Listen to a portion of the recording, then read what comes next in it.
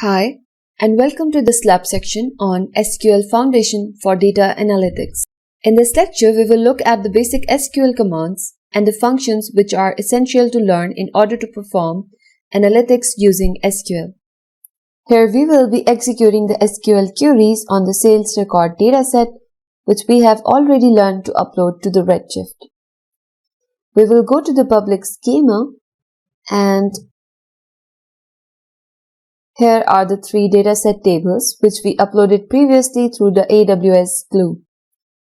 Now we will use these datasets as a sample to perform our queries in SQL. Let's go through the select statement. You see we have the sales record dataset, and it has these columns which exist in the table. And just to give you an overview of the dataset, it contains 50,000 data points. And these are the columns which we have in the Excel file as well and in the Redshift as well. So we look at a SQL statement to get all of this table data in your output result. So for that, we go to the editor and write the statement. Select a static symbol. So this symbol means you want to fetch all of the data which are in the table you want the data to fetch from. Then we type the from and give the name of the table. So in our case, the name of the table is sales record. So you can directly insert it from here as well, or you can type it. So this statement basically says that you are going to select all the data from the dataset which is of public schema, and the table name is sales record. Let's run the query. Okay, so here you see that it gives you all of the data in the output, showing that it returned 50 rows, and we know that our dataset contains 50,000 rows. So basically the AWS Redshift online query editor saves some storage for you. If you are keenly interested in looking at all the rows, then you can select the Fetch All Rows option. I am interested in country parameters here. So I will type here country. Then let's say I'm interested in item type as well. So I will copy this parameter here as well. And let's say I also want to have region in my output query. And finally, I will select the ship date. So these are the columns I am interested in. The statement basically tells that the statement on execution will only select the country, the item type, region, and the ship date from the sales record dataset and give me these columns as output. So let me run this query. Alright, so here you can see we have got the data, and in the output you only get the selected 4 columns as mentioned in the statement. As discussed earlier, on executing this statement, it will list you all available region names in this 50,000 data set, and here is the output for the stated statement. But this time I want to see the distinct available region names which appear randomly in the complete data set. So for that we use the distinct statement. In the same statement we write the term distinct with the selected column. So the statement becomes select distinct region from public.sales record. Let's run this query. And here you see it only shows you the distinct region names. So these are the 7 distinct region names which are in the whole dataset. Now let's say I want to count the total number of countries in my dataset. So I will type count country, and then I will select it from the public.sales record, which is my dataset table name. Let's run it. Obviously, it will return me 50,000 as we have 50,000 dataset values. And the country name appears in all the rows of our table. Here you see the count is 50,000. Now let's say we want to see what are the distinct number of country names that exist in our dataset. So for that, we write the term distinct with the selected column name. So this will basically count for you the distinct countries that exist in the dataset. Now let's run it. So you can see that there are 185 distinct country names that appear in the dataset. Let's make a little bit of understanding clear by checking at the count for the distinct regions. The case we saw in the last lab session. So over here, I will type in the region instead of the country. The answer is obvious that it will return 7. Reason being, previously we saw 7 different names of the region that appear in the dataset. But this time we are asking only for the count and not the names. So let's run the query. So you see it returns 7 as answer. One more thing that you can see over here, that the label or the column title for the answer appears by default. You can also change this label as per your choice. So for that, you go after the count distinct region and give it an alias with the statement as name be total regions. So after when you run this query in the output, the label or the column title will be shown as total regions. Let's run it. So you see it gives you the title as we mentioned. So this is how you perform the count and the count distinct statements in SQL. Now I will use the where statement in the query.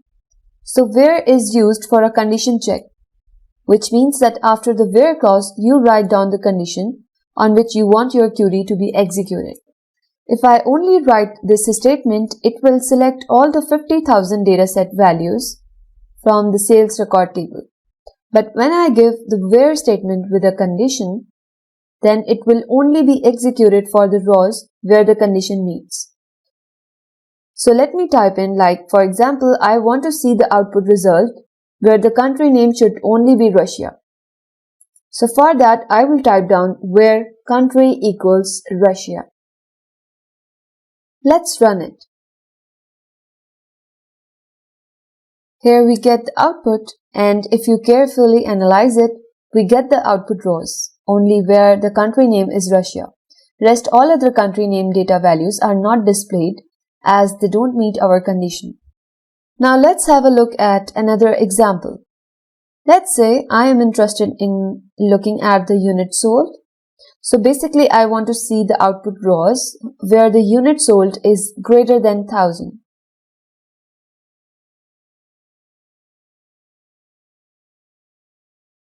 Now let's run the query. You can see here that we get all the output query results having the unit sold value greater than 1000.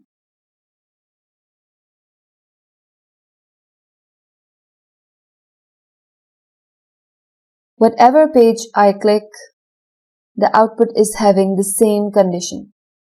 Let's take another example. And this time I'm interested in looking at how many rows are there in my dataset which meet this condition of unit sold greater than 1000. Because I can't go individually to each of the data in the output, so it will quickly let me know the instances meeting the required condition in the dataset table. So to achieve this, I will write down select count and the unit sold in bracket. So this statement will give me the total number of counts which meet this condition.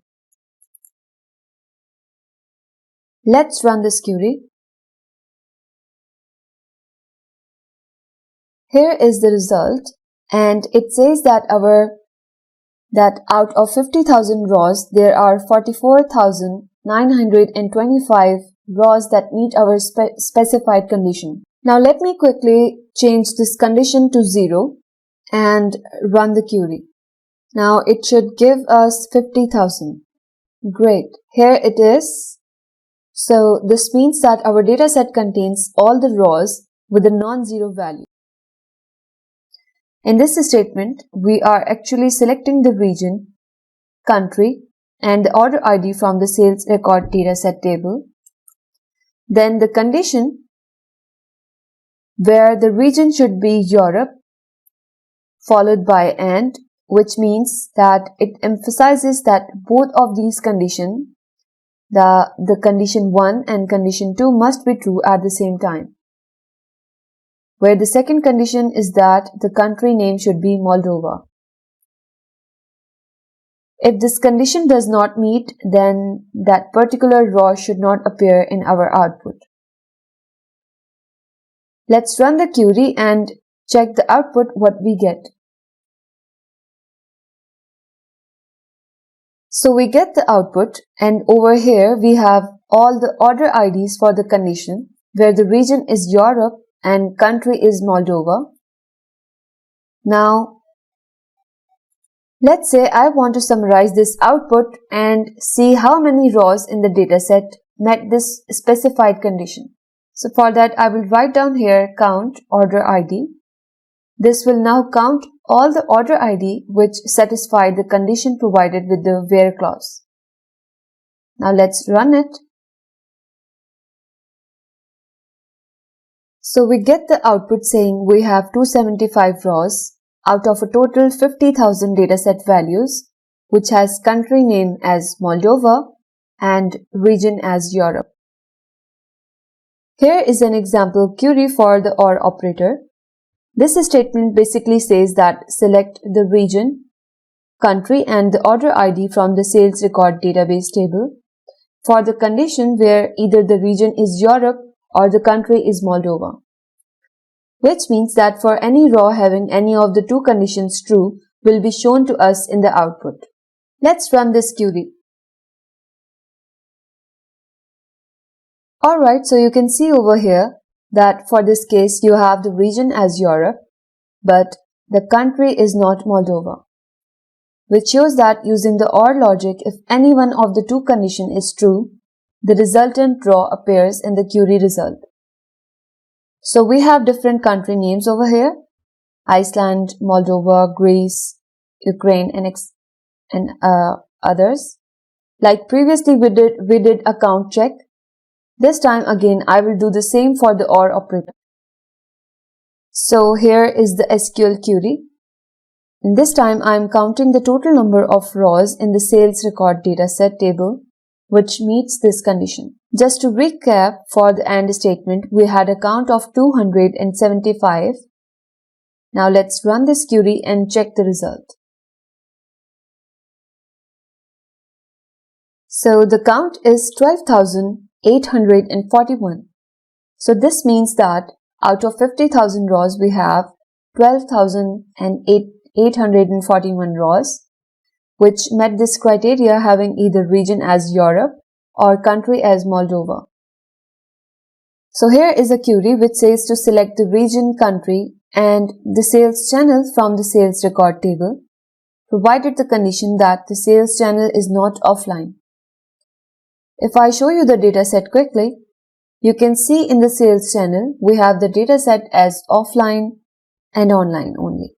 So over here we are asking the SQL statement to perform a query where the sales channel is not offline. So this means that in the result for the query we will get the rows which have the sales channel as online.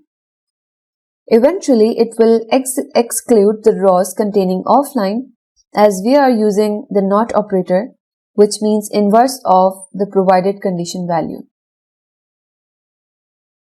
Now let's run this query. So you see here, we get all the output rows containing the sales channel as online. Let's run this query.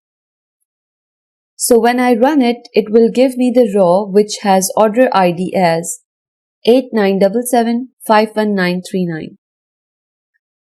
I am fetching this specific row for you in order to show first what the data is contained in this row. And then we will make an update to this row and see the changes. So you can see over here that this order ID has the region as Sub-Sahara Africa, the country as Namibia, and other parameters values. Here is a SQL query which makes updates to the dataset.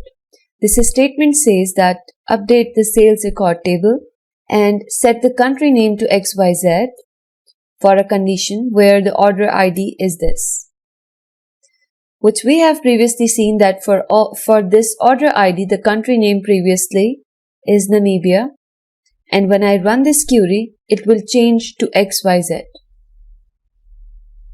An important point to note here is that if you don't use the where statement or mistakenly omit this statement, it will update all our record, changing all country names to XYZ. So be careful when you use the update statement. Now let's run the query. So the query has been executed. It will not give any result, but at the back end, it will have updated the row. Let's again run this statement, fetching this row with the same order ID we updated. Let's run it. And here you see the result. The country name has been updated to XYZ. Rest all columns are the same. So this is how you make a update to the values in the table using the SQL. If you want to update more fields, you type them also. Like after the country, I type region equals XYZ. So depending on your requirement, you can make changes accordingly. So here we have the statement in which we will delete the same record we updated previously, and the order ID, if you notice, is also the same. Now let's run this query. So here it can be seen that the query has been executed, and at the back end it has deleted the record. So let's check it by executing the query, which selects all from the record which has order ID this, the one we have deleted. On running it, this must return an empty row. We can see that one record was fetched as we have deleted this row, and this record value now does not exist in our table. In this lab session, we will look at how to use the insert into statement in SQL. I have saved this query with me. If you look at it carefully, this was our order ID, which we deleted previously. And now I'm going to insert these values into this sales record dataset table. And these are the values for each column. Also, if you see over here, we have written all these values to be inserted in the same order, as we see over here in the output result. We have in the list order starting from region, country, then item type. And in the query also, we have typed them in the same order. The region, country, item type, and so on. So what the query will do is map all the values in this order to the column cells and add these as a new entry to our dataset table. Let's run this query. So our query has been executed successfully. Let's verify the execution, and for that I will use the count statement to see for the total count of rows. So you see that we have a total count back to 50,000. Now let's go back to the query and search for that particular order ID that we now inserted. This was the order ID in our case. Now let's run the query. Here we can see that the output has been fetched and we have the details for this newly inserted order ID details. So now we have the complete table again with us, and we are good to go to perform some analytics on it. So over here we have two different datasets, the dispatch item details and item sales details. We have seen them in detail in the previous lab session. One of them contains the delivery details and the other one contains the account related details. Here I have listed the columns in both the tables. In the dispatch item details table, if you see, we have country, order date, order ID, region and the unit sold. And in the item sales table, we have the item type, order ID, order priority, sales channel, ship data, total cost, and other relevant details related to the accounts. So if you see, in both of these different datasets, we have order ID common in them. This is the key using which we can combine both the data tables. What I will do is combine these two tables into a single dataset with the help of this order ID. And then that file can be used for further query and analytics. Here is the query for SQL. And here I have selected the sales channel, total cost, total revenue, unit cost, unit price, country, order date, region, and the order ID from the item sales detail table, which is the one over here.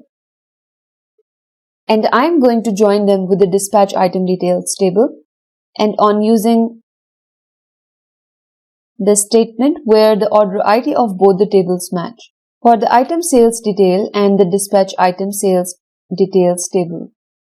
So what it will do is it will compare the order ID of both the tables and then it will merge the data from this table to this table and provide you the output. Now let's run this query. So you can see over here that we have got all those tables which we selected into a single table. Now once the dataset is combined, you can click on the export link here and then you can export this joint dataset in the format of your choice. So you have three formats, the CSV, the text and the HTML file. I will download it in the CSV format. Here it is downloaded and let me show you in the folder. Let me open with the Notepad++ for now. We can see here that the complete joined dataset is downloaded. So the aggregation functions involve the count function, summation, average, standard deviation, variance, and all such functions. We have seen the count function in the beginning of this section. Now let's see one of its detailed examples. Here is a SQL query I have. It will create an output table for us with the values for count of distinct item types, labeling it as total item types. Next, it will count the distinct regions we have, labeling it as total region. And then counting the total distinct sales channel in our dataset and labeling it as sales channel. Now let's run this query.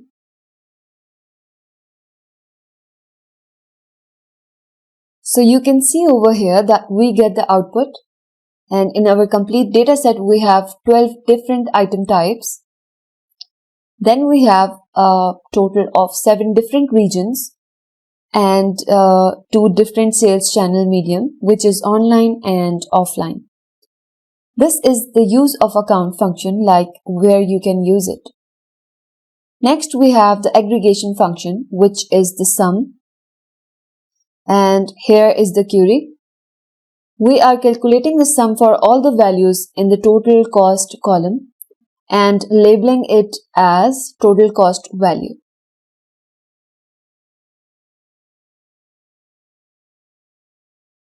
This is the total cost column over here for which this query will calculate the total sum for us.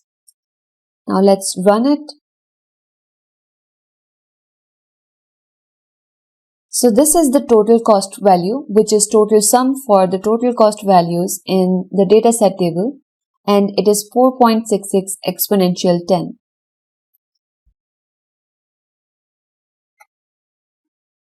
Now let's perform the sum with a conditional statement.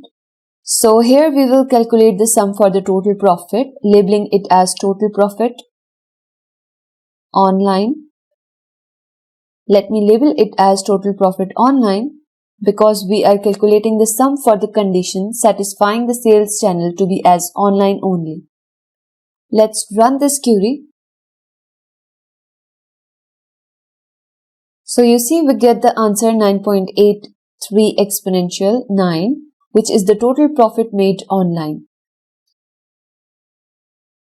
As we have two sales channels, let's create a comparison table to see both the figures for the total profit of online sales and the offline sales. So we have a statement here which says that select sum for the case when the sales channel is offline, then it will calculate the total profit sum, else it will return 0, and the end statement. The sum for this case will be labeled as offline profit. In the next time, we are calculating the sum for the case where the sales channel is online, and the else it will return 0 and end. This sum will be labeled as online profit. So our output will have two different columns for the online and offline profit total sums. Let's run this query for a quick comparison.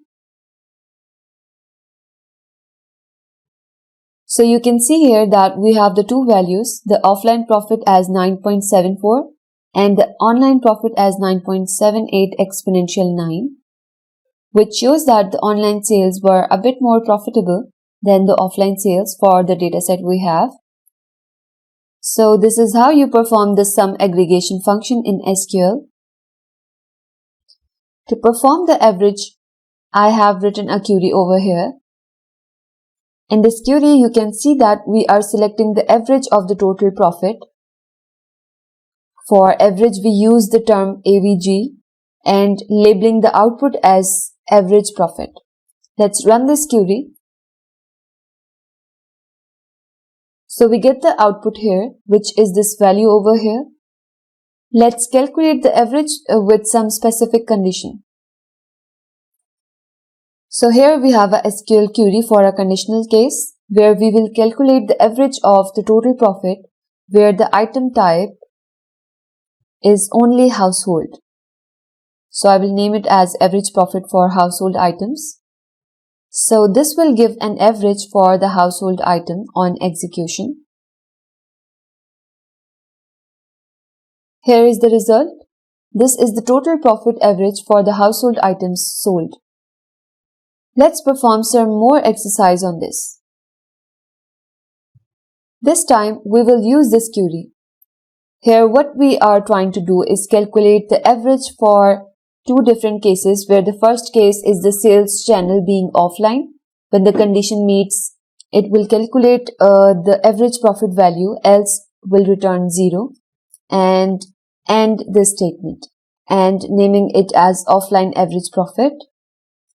And in the next statement, we will calculate the average total profit for the case where the sales channel is online.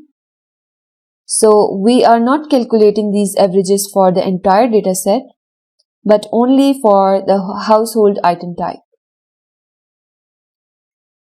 So let's see which sales channel gave the maximum average profit for the household item types sold in our data set. Let me run the query. So here we have the offline and the online average profit values. We can see that the maximum average profit is in the offline case. In this lab session, we will look at how to perform the extreme value calculation. Let's see this example here. In this statement, we are looking for the minimum order date value, which will be the starting value for order date in our data set. So the minimum value is January 1, 2010. So this tells us that our data set we have has the values that are starting from the first month of January for the year 2010. Let's also see the maximum value for the same query. So for that, we write max and run the query. So the maximum date is September 9th, 2016. So in the similar way, you can perform the maximum and minimum function on different columns of this data set. Now let's perform another query here. In this query, we select the item type minimum value for unit sold and the maximum value for unit sold from the sales record dataset table, and we are grouping it by the item type. So basically, this execution will show you an output having the list of maximum and minimum sold values for each item type individually. Let's run the query.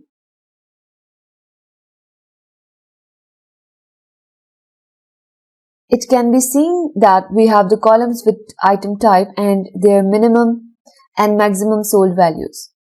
The minimum fruits sold were 3 and the maximum were 9,999. And then there are values for each individual item type. Okay, so now let's see sorting in SQL.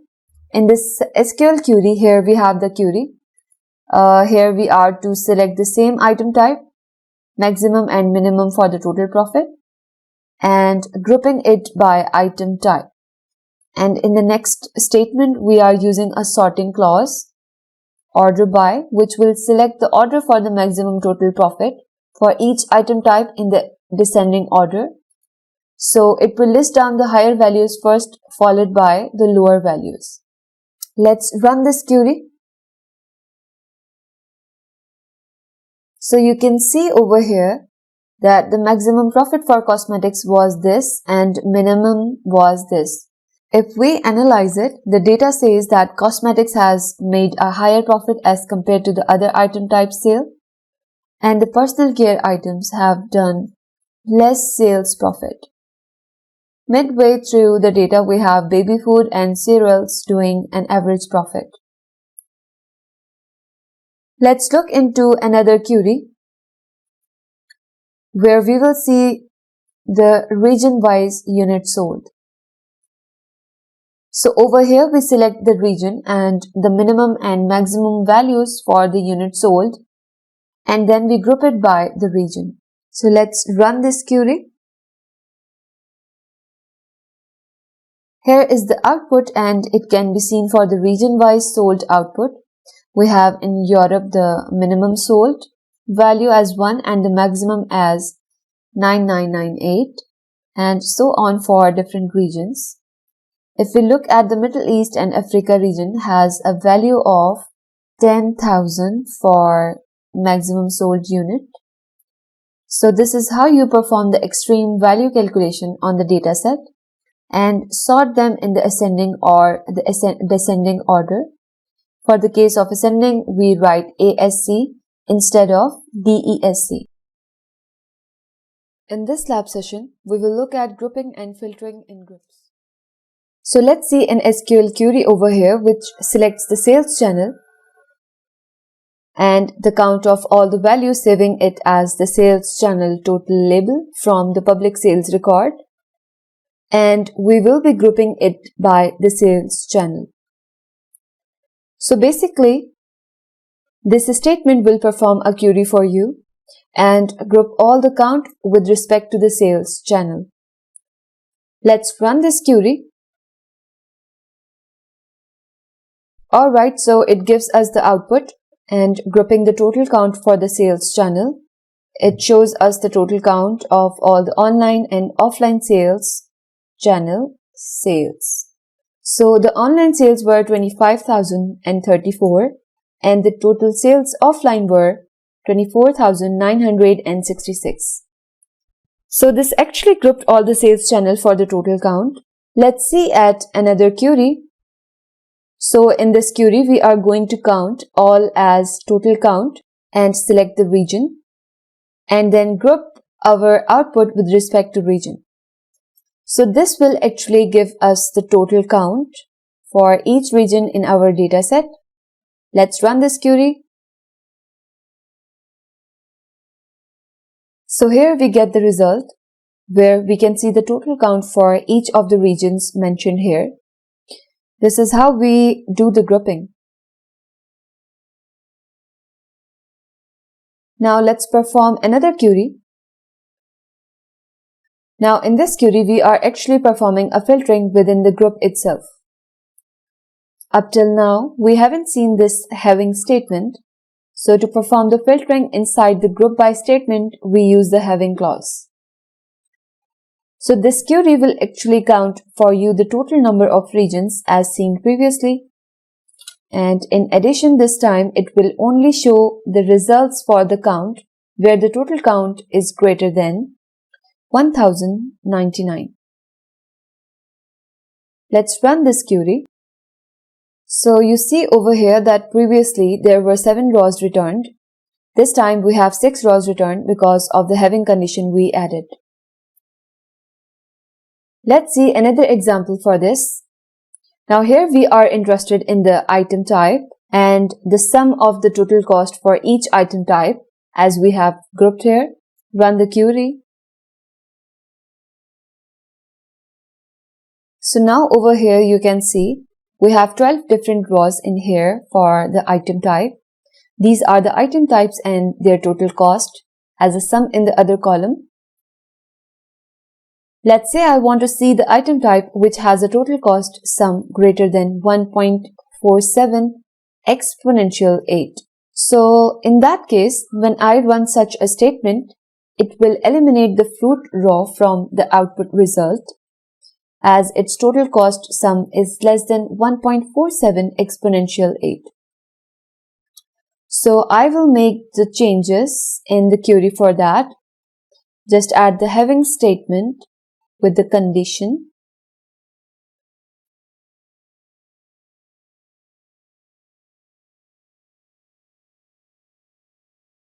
So this will now eliminate the fruit row from the result when I run it because the fruit's total sum for cost is less than the specified value. Now run this query. And now you can see that we have 11 rows returned and the fruits row is not returned in the output result because of the filtering statement we have given here in the group by clause. So this is how you perform the grouping and filtering in the grouping statement in SQL.